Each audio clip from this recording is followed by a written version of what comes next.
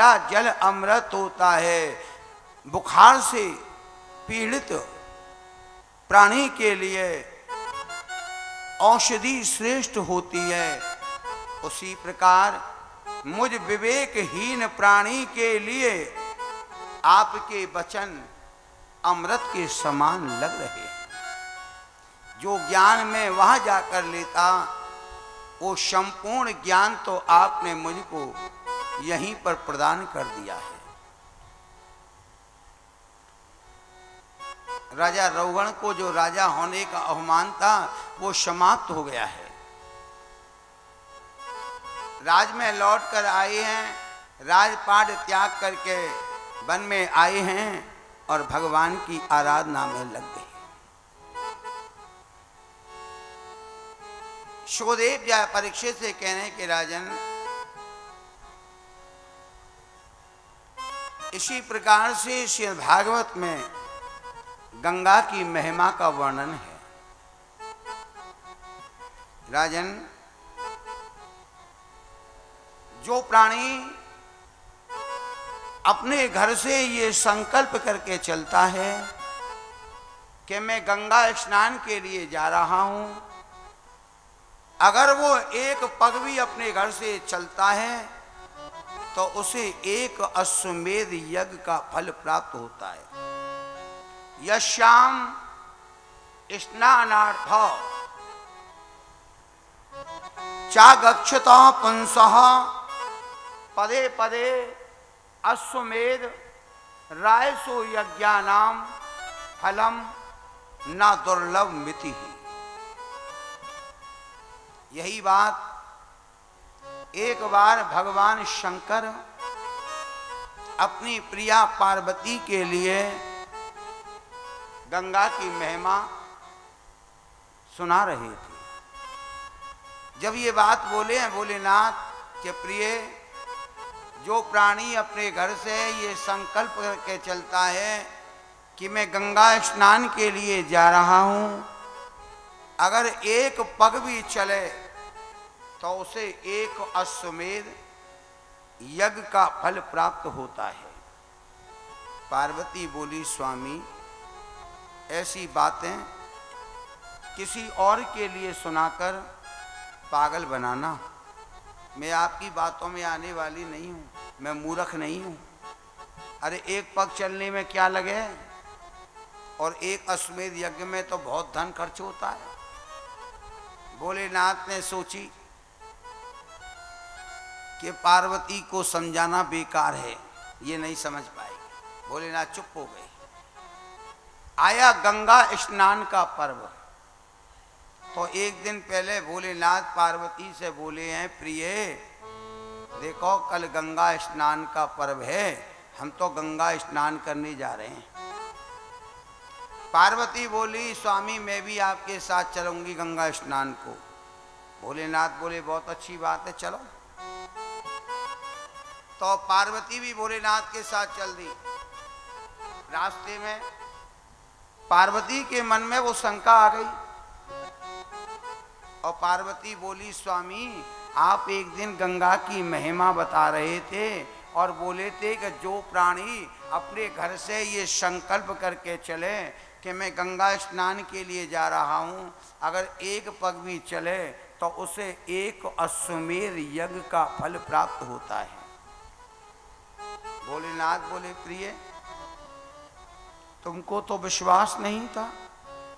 इस बात को सुनकर के तुम तो मुझसे बोली थी कि ऐसी बातें किसी और को सुना करके पागल बनाना, मैं बातों में आने वाली नहीं। पार्वती बोली, विश्वास तो स्वामी मुझे आज भी नहीं है। भोलेनाथ बोले, विश्वास नहीं है तो फिर क्यों आ रही हो हमारे साथ गंगा स्नान करने। विश्वासो फलदायका, जिसे विश्वास है उसे ही फल की प्राप्ति है, लौट जाओ। पार्वती बोली, स्वामी कुछ ऐसा चमत्कार दिखाओ कि जिससे मुझे विश्वास हो जाए। भोलेनाथ बोले, हाँ ये बात मेरी समझ में आ गई। तो देखो प्रिय, जब गंगा जी दीखने लग जाए ना तो मैं तो रोगी का रूप धारण कर लूंगा, मैं तो रोगी का रूप धारण कर लूंगा और तुम सुंदर स्त्री का रूप धारण कर लेना और तुम मक्खियों को उड़ाती रहना और एक ही वचन, एक ही वाणी अपने मुख से बोलती रहना कि भैया जिसने अपने जीवन में 100 अश्वमेध यज्ञ किए हों, अगर वो मेरे पति को छू ले तो मेरे पति का रोग दूर हो जाएगा, तुम्हें गंगा की महिमा मालूम पड़ जाएगी। बोले ठीक है स्वामी। जा रहे हैं पार्वती और भोलेनाथ, गंगा जी दिखने लग गई। हजारों आदमी गंगा स्नान को जा रहा है और हजारों आदमी गंगा स्नान करके लौट रहा था। भोलेनाथ ने रोगी का रूप धारण कर लिया और पार्वती ने परम सुंदर स्त्री का रूप धारण कर लिया। किनारे की तरफ उनको लिटा लिया, उनके शरीर पर मक्खी भिनभिनाने लगी। पार्वती उन्हें उड़ा रही हैं, देखने वालों की भीड़ लग गई और पार्वती एक ही वचन कह रही हैं कि भैया जिसने अपने जीवन में अगर 100 अश्वमेध यज्ञ किए हों, अगर वो मेरे पति के लिए छू लें तो मेरे पति का रोग दूर हो जाए। तो इतनी भीड़ जाती है गंगा स्नान को या तीर्थ में, तो क्या सभी धर्मात्मा होते हैं? अरे पापी भी जाते हैं, पापी पाप की भावना से जाते हैं और धर्मात्मा धर्म की भावना से जाते हैं। अरे कोई जेब कट्टी जाता है, कोई उठाई गिराई चलता है, हर तरह की भावना लेके जाए। उसमें से पापी क्या बोला, अरे सुंदरी तू या रोगी के संग कब तक अपना जीवन व्यतीत करेगी? देख इसे उठा करके तो गंगा में फेंकें, तू मेरे साथ चल, राज करेगी। क्योंकि वो पापी था। धर्मात्मा बोले कि भाई असली पतिव्रता तो यही है कि जिसने ऐसी अवस्था में भी अपने पति की सेवा करना नहीं छोड़ा। उस भीड़ में से ब्राह्मण देवता बोले हैं कि माता मैंने अपने जीवन में इतने यज्ञ किए हैं, आप चाहें तो मैं आपके पति को छू लूं। ब्राह्मण देवता ने आकर के हाथ लगाया और भोलेनाथ अपने रूप में प्रकट हो गए। बोलिए शंकर भगवान की। पार्वती कहने लगी वाह स्वामी वाह, आपने तो मुझे बिल्कुल ही मूर्ख समझ लिया। अपने आप तो तुमने रोगी का रूप धारण किया और ब्राह्मण के हाथ लगाते ही अपने रूप में आ गए। अरे ये ब्राह्मण 100 यज्ञ तो बहुत दूर की बात है, ये एक यज्ञ तो कर नहीं सकता। भोलेनाथ पार्वती से बोले हाँ प्रिय ये तो नहीं कर सकता, तो ये बात तुम मुझसे क्यों पूछ रही हो? या ब्राह्मण देवता से पूछो कि इसने 100 यज्ञ कैसे किए। तो पार्वती ने ब्राह्मण देवता से पूछी कि हे ब्राह्मण देवता तुम ये बता दो कि तुमने अपने जीवन में 100 अश्वमेध यज्ञ कैसे किए। ब्राह्मण देवता बोले माता मेरे घर से गंगा जी 3 कोस दूर हैं। मेरे घर से गंगा जी 3 कोस दूर हैं और मेरा नियम है कि मैं रोजाना अपने घर से पैदल गंगा स्नान करने जाता हूँ और पैदल ही गंगा स्नान करके वापस आता हूँ। जबकि माता शास्त्रों में वर्णन है कि यश्याम स्नानार्थ चा गच्छतो पुंसः पदे पदे अश्वमेध रायसो यज्ञानाम फलम दुर्लभ ना दुर्लभ मिति ही, कि जो प्राणी अपने घर से ये संकल्प करके चले कि मैं गंगा स्नान के लिए जा रहा हूं, अगर एक पग भी चले तो उसे एक अश्वमेध यज्ञ का फल प्राप्त होता है। तो माता अब तुम गुणा भाग करके बताओ मुझे, बरसों हो गए तुम 100 की बात कर रही हो, न जाने कितने यज्ञ हो गए। ये बातें सुनकर पार्वती सोचने लगी कि जो बातें इस ब्राह्मण देवता ने बताई यही बातें तो मेरे स्वामी मुझे बता रहे थे। अगर मैं यह विचार करूं, यह सोचूं कि ये सारी बातें मेरे स्वामी ने इस ब्राह्मण देवता को सिखा देनी है, तो मेरे स्वामी तो इस ब्राह्मण देवता से मिले नहीं, ब्राह्मण देवता से मिले नहीं, और मैं इनको छोड़ करके भी नहीं गई, मैं इनको छोड़ के गई नहीं। तब पार्वती के लिए ये विश्वास हो गया, ये विश्वास हो गया कि मेरे स्वामी ने जो वचन कहे थे वो सत्य कहे। तब भोलेनाथ ने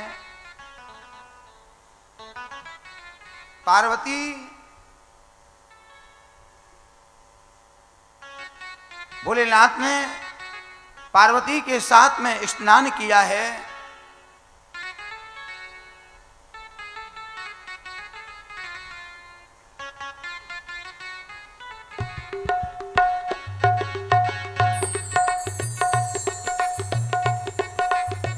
पार्वती के साथ में स्नान किया है।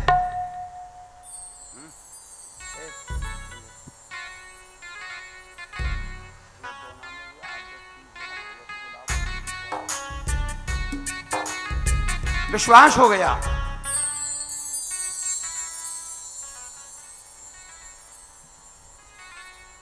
और दोनों ने जाकर के स्नान किया है। तो सुखदेव जी राजा परीक्षित से कह रहे, राजन ये तो गंगा स्नान करने के लिए प्राणी अपने घर से संकल्प करके जाता है, उसका फल है। और इससे भी ज्यादा फल है कि जो प्राणी गंगा की मृतिका का एक कण भी अपने मुख में डाल लेना, तो गंगा की मृतिका उस प्राणी के जन्म जन्मांतर के पापों को जला करके भस्म कर देती है। गंगा की मृतिका का एक कण भी अगर मुख में डाल ले तो गंगा की मिट्टी जो इस प्राणी के जन्म जन्मांतर के पापों को जला करके भस्म कर देती है। राजन ये गंगा की महिमा है।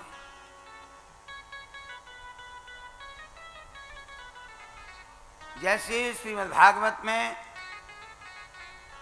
गंगा की महिमा का वर्णन है, उसी प्रकार से श्रीमद् भागवत में नवग्रह की कथा भी है। सूर्य, चंद्र, मंगल, बुध, बृहस्पति, शुक्र, शनि, राहु और केतु। सूर्य एक राशि पर एक महीना को आते हैं और 12 राशि का भोग करने में इन्हें 1 साल लगता है। चंद्रमा एक राशि पर 2.25 दिन के लिए आते हैं और 12 राशि का भोग करने में इन्हें 1 महीना लगता है।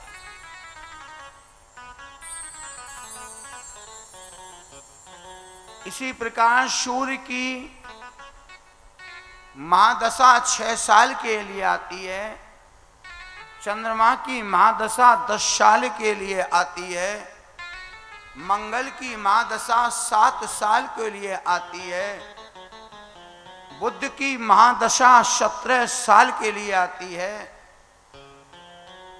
बृहस्पति की महादशा 16 साल के लिए आती है, शुक्र की महादशा 20 साल के लिए आती है, शनि की महादशा 19 साल के लिए आती है, राहु की महादशा 18 साल के लिए आती है और केतु की महादशा 7 साल के लिए आती है। सूर्य जिस पे खराब आवे उसके मंत्र का स्वयं जाप करे या ब्राह्मण से करावे कि आकृष्णे निरजा वर्तमानो निवेतयन् मृतन् मृतञ्च हिरण्येन सविता रथेना देवो याति भुवनानि पश्यन्। छोटा मंत्र है ओम सोम सूर्याय नमः। चंद्रमा जब खराब आवे चंद्रमा के मंत्र का स्वयं जाप करे या ब्राह्मण से करावे कि इमं देवम अस्पत्तम सुवदनम मैते छत्राय मैते ज्येष्ठाय मैते ज्ञानराजायेन्द्रश इंद्राय इममुष्ये पुत्रममुष्ये विद एक भूमि राजा सोमोस्माकं ब्राह्मणानां गुम राजा। छोटा मंत्र है ओम चम चंद्राय नमः। मंगल जिस पे खराब आवे मंगल के मंत्र का स्वयं जाप करे या ब्राह्मण से करावे।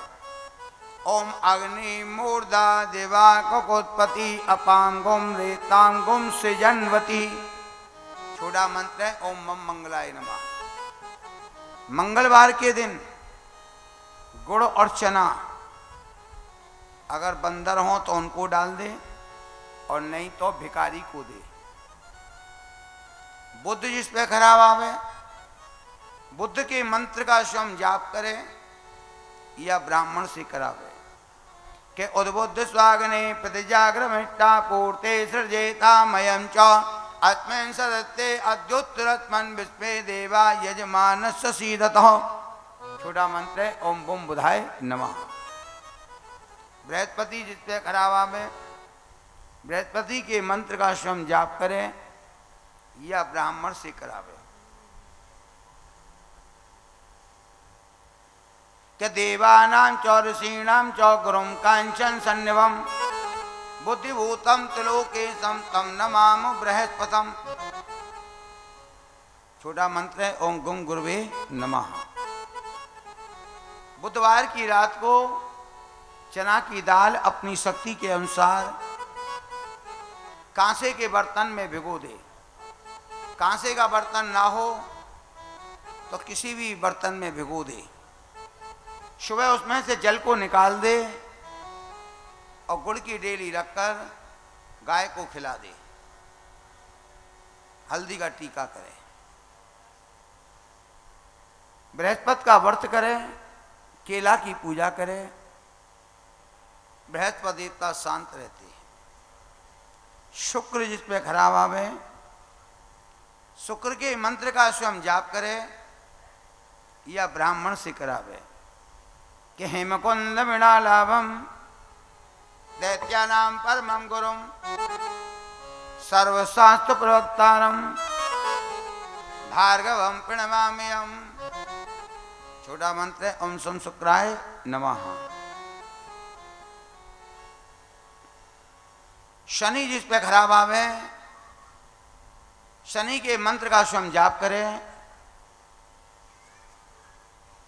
या ब्राह्मण से करावे। औसन्नो देवी रविष्टया आपो भवन्त पीतहे शंयो रवि स्रवन्तिना। छोटा मंत्र ओम सम शनिश्चराय नमः। पहले शनिवार के दिन उड़दा की दाल भरकर कचौड़ी बनावे।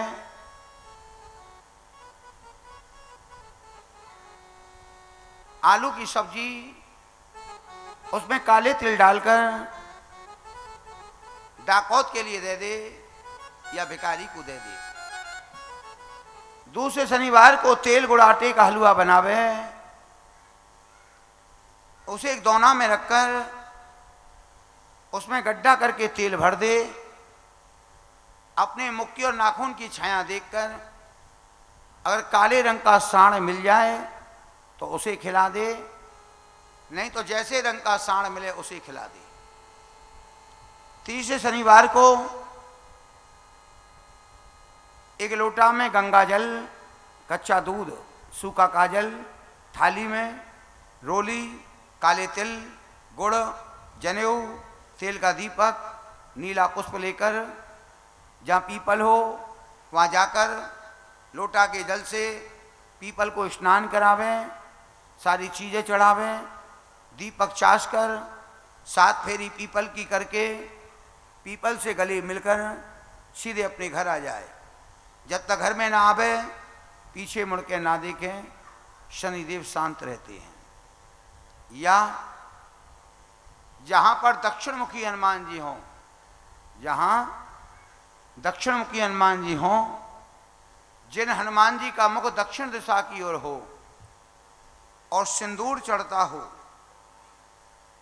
उन हनुमान जी के आगे हर शनिवार को घी का दीपक चासें, अपनी शक्ति के अनुसार सामग्री लगावें तो शनिदेव शांत रहते हैं। ये सत्य है, क्योंकि हनुमान जी महाराज शनि से वरदान ले चुके हैं। एक समय की बात है कि एक बार हनुमान जी महाराज को शनिदेव मिल गए। एक बार हनुमान जी महाराज को शनिदेव मिल गए। शनिदेव की और हनुमान जी की आपस में रामा कृष्णा हुई। उसके बाद शनिदेव बोले, अरे ऐसी बात सो रही है कि कोई रामा कृष्णा मनुष्यन में ही होए, देवतान में भी होती है। ऐसी बात तो नहीं है कि देवतान में नहीं होती है। सभी देवता एक दूसरे को प्रणाम करते हैं कि नहीं।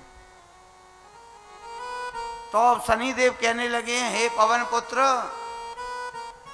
कल 2 घंटा के लिए आऊंगा मैं तुम्हारे ऊपर। हनुमान जी महाराज बोले, सूर्य पुत्र, अरे और बहुत है संसार में, वहीं जाओ, हमें तो छोड़ दो। बोले ना, 2 घंटा को आऊंगा। हनुमान जी महाराज भी बड़े चालाक बुद्धिमान हैं। मीठी मीठी बातें शनि से करी और कही, ये तो बता दो सूर्य पुत्र, वो 2 घंटा कौन से में आओगे। शनिदेव ने भी प्रसन्न होकर के वो 2 घंटा का समय बता दिया, भाई अमुक समय आऊंगा मैं। हनुमान जी महाराज बोले, भाई ठीक है, अब जो तुमने समय बता दिया है तो मैं तुम्हारा स्वागत करूंगा। खूब आना तुम प्रेम से, बड़े प्रेम से आना तुम सूर्यपुत्र, मैं तुम्हारा स्वागत करूंगा बड़े धूमधाम से। शनिदेव चले गए। हनुमान जी महाराज ने सोची कि अगर वो सूर्य पुत्र है तो मैं भी पवन पुत्र हूं, मैं देखता हूं वो कैसे आवे मेरे ऊपर। तो हनुमान जी महाराज ने एक बड़ा विशाल जो है पत्थर जो है उठा लिया, पहाड़ को लेकर खड़े रहे। बोले, आन दो आज शनि को, आज मैं इस पहाड़ से उसका चकनाचूर कर दूंगा, संसार के सब प्राणियों को उसके भय से मुक्ति दिला दूंगा आज मैं। उसने अच्छा मुझे न्योता दिया। 2 घंटा तक हनुमान जी महाराज उस विशाल पर्वत को लेकर, उसको पत्थर को लेकर खड़े रहे। शनिदेव नहीं आए। हनुमान जी महाराज ने सोचा, भाई जो 2 घंटा का समय दिया वो तो पूर्ण हो गया, आए नहीं हो सकता है मेरे हाथ में ये विशाल पत्थर को देख कर डर गए होंगे जो लौट गए रास्ता से। हनुमान जी महाराज पत्थर को फेंक और चल दिए। अभी 2, 4, 5 कदम ही गए हनुमान जी तो देखे तो सामने से शनिदेव आ रहे। हनुमान जी महाराज बोले, देखो सूर्यपुत्र, तुमने जो 2 घंटे का समय दिया वो तो निकल गया भाई, तुम आए नहीं तुम। शनिदेव बोले, पवन पुत्र, हम तो उसी समय आए। बोले, आए? बोले हाँ। तो बोले, हमको तो दिखलाई नहीं दिए, कब आए? बोले, 2 घंटा तक तुम्हारे दोनों हाथ से विशाल पत्थर उठवाया और दोनों हाथ तुम्हारे ऊंचे रखवाई, इतना ही कष्ट देना था। हनुमान जी महाराज बोले, वारे शनि वाह, वाह भाई शनिदेव वाह। अब हनुमान जी महाराज ने सोची कि मैं शनि से हार कैसे मान लूं, कैसे हार मानूं, क्यों ये सत्य है कि संसार में दो देवता ऐसे हैं, दो देवता ऐसे हैं जो युद्ध में कभी किसी से परास्त नहीं हुए। एक तो हनुमान जी महाराज। मान लो तुम ये सोच लो कि लव कुश ने बांध लिया ना, क्योंकि लव कुश ने, हनुमान जी महाराज ने जब देखा कि इन दोनों बालकों ने शत्रुघ्न को परास्त किया, भरत को परास्त किया, लक्ष्मण को परास्त किया है, तो हनुमान जी महाराज के मन में शंका हुई है कि ये कौन है वीर। तो हनुमान जी महाराज ने ध्यान किया और ध्यान में ही हनुमान जी को पता लग गया कि ये तो मेरे स्वामी के पुत्र हैं। तो हनुमान जी स्वयं बन गए वहां। मान लो सोचो कि मेघनाथ ने उनको बांध लिया, तो वहां केवल ब्रह्मास्त्र की मर्यादा रखने के लिए हनुमान जी बंधे हैं। जब रावण के पास गए ना, तो वहां तो हनुमान जी खुल गए। केवल ब्रह्मास्त्र की मर्यादा के लिए ही हनुमान जी महाराज बंधे हैं। तो एक तो हनुमान जी महाराज ऐसे वीर थे जो युद्ध में कभी किसी से परास्त नहीं हुए। अब दूसरा देवता हमारे भक्त बताइए कि वो कौन था जो युद्ध में परास्त नहीं हुआ, बताइए भाई। एक तो हमने बता दिया हनुमान जी महाराज को, श्याम बाबा कलयुग के देव हैं। श्याम बाबा तो कलयुग के देव हैं, बोलो भाई है। अरे शनिदेव के लिए तो रावण ने बांध लिया अपने, बोलो भाई, बोलिए दूसरा कौन है? हाँ, दूसरी थी माता भवानी दुर्गा, जो कभी युद्ध में परास्त नहीं हुई। माता भवानी कभी युद्ध में परास्त नहीं हुई है। नहीं, राम भी हारे हैं युद्ध में, कृष्ण भी हारे हैं युद्ध में, विष्णु भी हारे हैं युद्ध में, ब्रह्मा भी हारे हैं युद्ध में, भोलेनाथ भी हारे हैं युद्ध में। केवल दो ही देव ऐसे हैं जो युद्ध में कभी परास्त नहीं हुए, एक हनुमान जी महाराज और एक माता भगवती। ये कभी युद्ध में परास्त नहीं हुए। अच्छा, अब ये बताइए, माता भगवती के आगे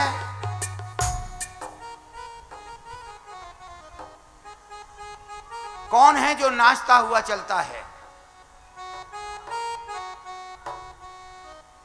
क्योंकि ये आया है कि दो दो जोगनीन के बीच में अकेला और लांगुरिया।